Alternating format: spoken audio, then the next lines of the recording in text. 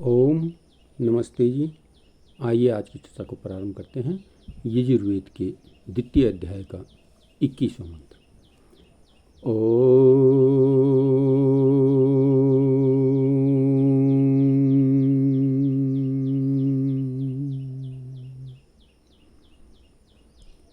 वेदोऽसि येन त्वं देववेद देवेभ्यो वेदो भवस्तेन मह्यं वेदो भूयाः देवा गातु विदु गातुं वित्त्वा गातुमित् मनसस्पत इमं देवं यज्ञं स्वाहा वाति धा। तो आइए इसकी व्याख्या करते हुए ऋषि लिखते हैं कि मनुष्यों,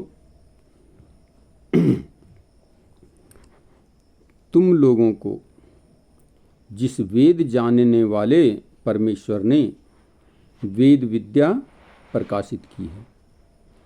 वेदों का प्रथम ज्ञाता कौन है? परमपिता परमात्मा।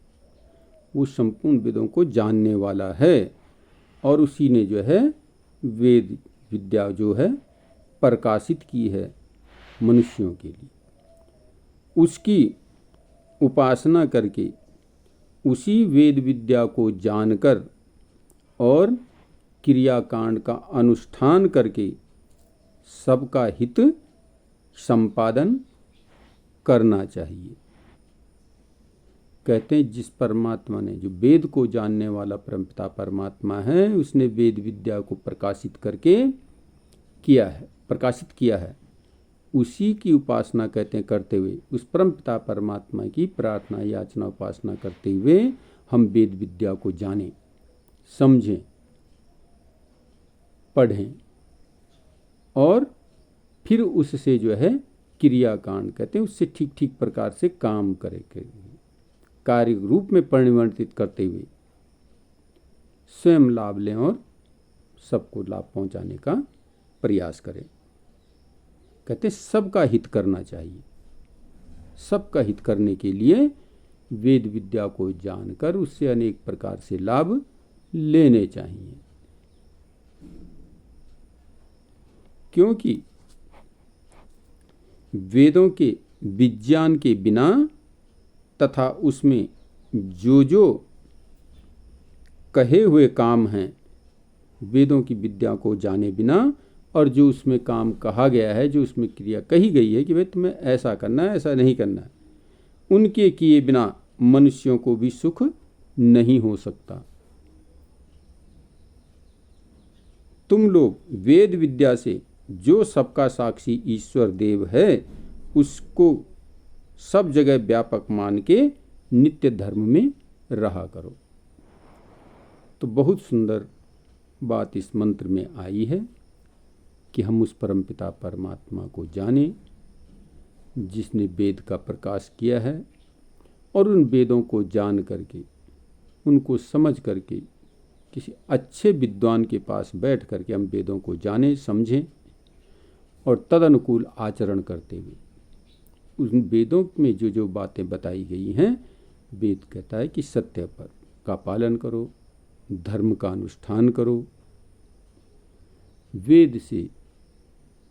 वेद को जान करके, वायु अग्नि के गुणों को जान करके, जल के गुणों को जान करके, इनसे ठीक ठीक प्रकार से लाभ ले करके स्वयं लाभ लो और सबके हित के लिए कार्य करो, सबको लाभ पहुंचाने का प्रयास करो। तो बड़ी सुंदर बात इस मंत्र में आई है कि हम परमपिता परमात्मा के द्वारा जो वेद दिया गया है उसको जान करके, उस पर अमल करते हुए, उसके अनुसार तदनुकूल आचरण करते हुए, उसमें जो जो विद्याएं बताई गई उन विद्याओं को ठीक प्रकार से समझ करके, जान करके स्वयं भी लाभ लें और प्राणी मात्र के लिए लाभ का कारण बने, हम सबको लाभ पहुंचाने वाले हों, किसी को कष्ट और हानि न पहुंचे हमारी ओर से, ऐसा हम प्रयास करें, ऐसी हम व्यवस्था बनाएं, ऐसा हमारा जो है जीवन हो। तो बड़ी सुंदर बात इस वेद मंत्र में आ रखी है कि हम उस परमपिता परमात्मा को समझें, क्योंकि मनुष्य ही एक इस प्रकार का प्राणी है, बनाया हुआ है परमपिता परमात्मा ने, जिसको ज्ञान की आवश्यकता होती है।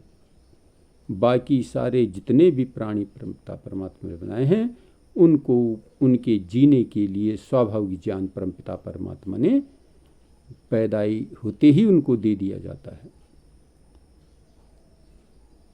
उनके जीन्स में होता है।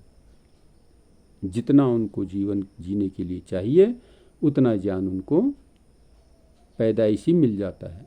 लेकिन मनुष्य एक इस प्रकार का प्राणी है कि ये जब जन्म लेता है तो सीख करके आगे बढ़ता है। अगर इसको सिखाया न जाए तो ये कुछ भी नहीं सीख सकता, कुछ भी नहीं कर सकता। इसलिए वेद परमपिता परमात्मा ने मनुष्यों के लिए बनाए हैं। मनुष्य इनका स्वाध्याय करे, अध्ययन करे और तदनुकूल अपना आचरण करते अपने जीवन को उन्नतमय बनाए, श्रेष्ठ बनाए। तो आइए आज की चर्चा को यहाँ पर बंद करते हैं। ओम शांति।